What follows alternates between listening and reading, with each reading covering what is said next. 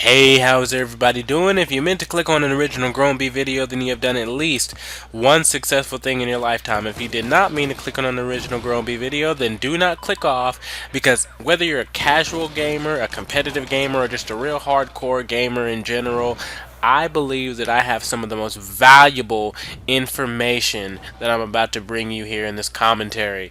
And that information is how to get exactly what you want out of these gaming developers, because as much as it is a part of their job to go in and try to create the best possible experience for you, it is also very important, and there are a lot of important things that you as the gamer are supposed to do to ensure that the product that comes to you is the best possible product.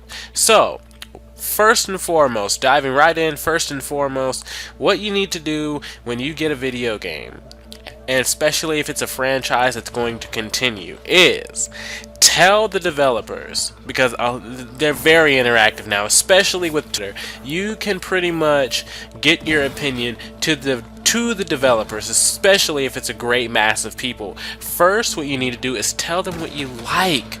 Tell them what makes the game work. Tell them the reason why you haven't immediately taken that game back to the store.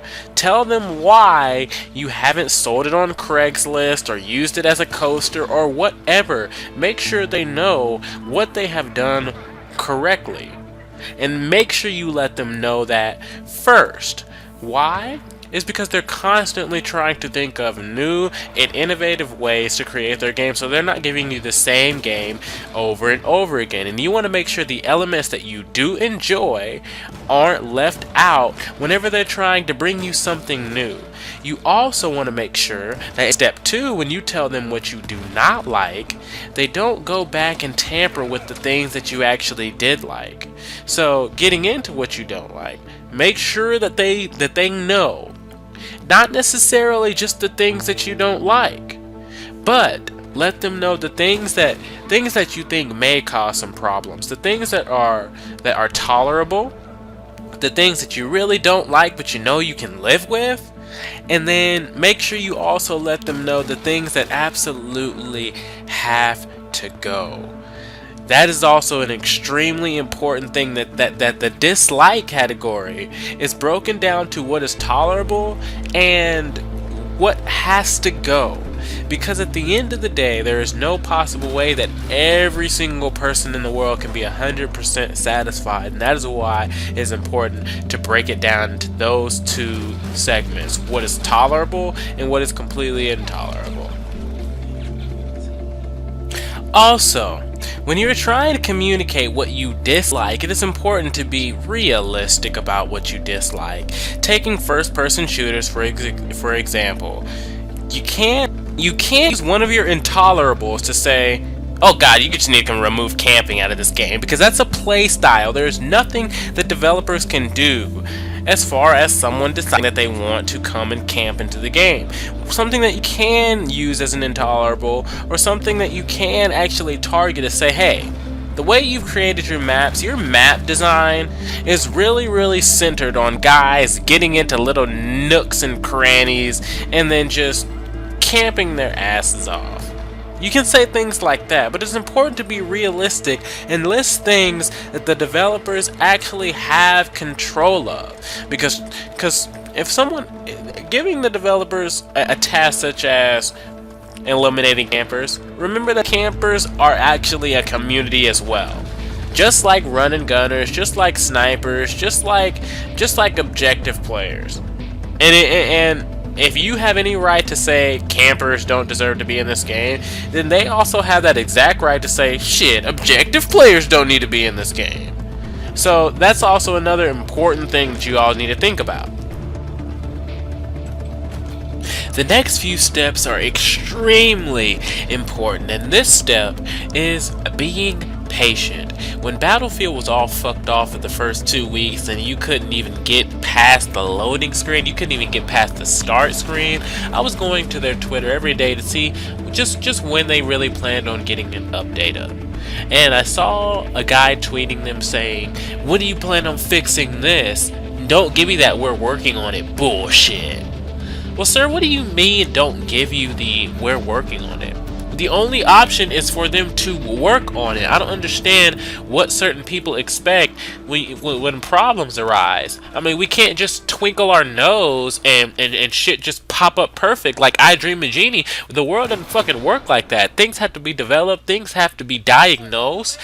Sometimes motherfuckers don't know what the hell is going on at the moment.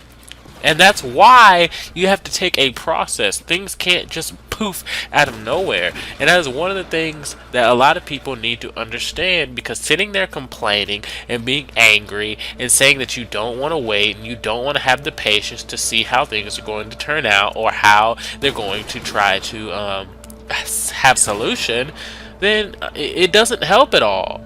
It can potentially make things a lot worse. Why? Because Battlefield, they were legitimately responding to each and every person. And when they're responding to complete bullshit, that is just another moment that they are not working on your problem. For those of you who washed your hair, and by those of you I'm hoping it's actually all of you, on the back of the shampoo bottle it says lather, rinse, repeat. And that's what you're actually going to have to do here. You're going to have to tell them what you like, tell them what you don't like, be patient, see what happens, and then repeat. You're probably going to have to do this with a few different games in the franchise, because it's not very often that one game's going to go from shitty to good. Patches and updates don't make a game great. The game normally just comes great. So as you're doing that process of telling them what you like, telling them what you don't like, and then being patient and seeing what happens, evaluate what other people are saying in the community. Evaluate what you're saying in the community, and look at those intolerables and seeing how those things are playing out. Like as far as Call of Duty, the two main intolerables for me, which is why I do not have Call of Duty Ghosts right now, is the shitty spawns and the knifing system. And those shitty spawns and knifing systems have been a problem. Well, the knifing's been a problem since World at War. The spawnings have been a problem ever since Modern Warfare 2, and I have a hard time understanding why they don't get that. And that is why I'm here now playing Battlefield, which brings me to the last part of this process.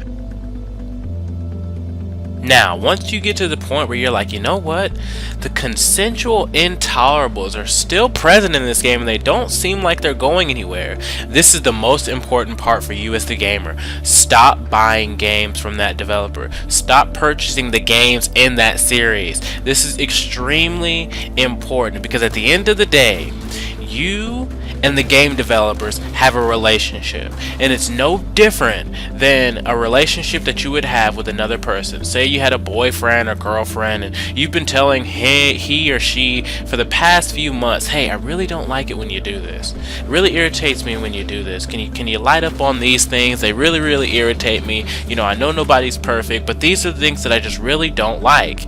And they can't do that. It is time for that relationship to end. And they may get the point after that, and in the future y'all can try something new, but it is important to get that point across by ending that relationship. You think that the developers of Call of Duty aren't seeing, well, damn, Call of Duty Ghost sales aren't shit near Black Ops 2 or Modern Warfare 3. You think they don't see that? That is very important for people to do basically what I've done and said, you know what, I'm not going to buy your game again if this is how y'all are going to continue to develop them. It's extremely important. Now, in a relationship, if someone's doing things that you're uncomfortable with, whether it's lying to you, cheating on you, not listening to your ideas, feelings, and concerns, if you allow that person to continue to benefit off of you, nothing is going to change. And that's the exact same way it is with these gaming companies. As long as you continue to give them your $66, nothing is going to change. They're going to continue to do things their way because they're not taking you seriously. And that is the most important thing that you want them to do, take you seriously. Now remember, this is a relationship.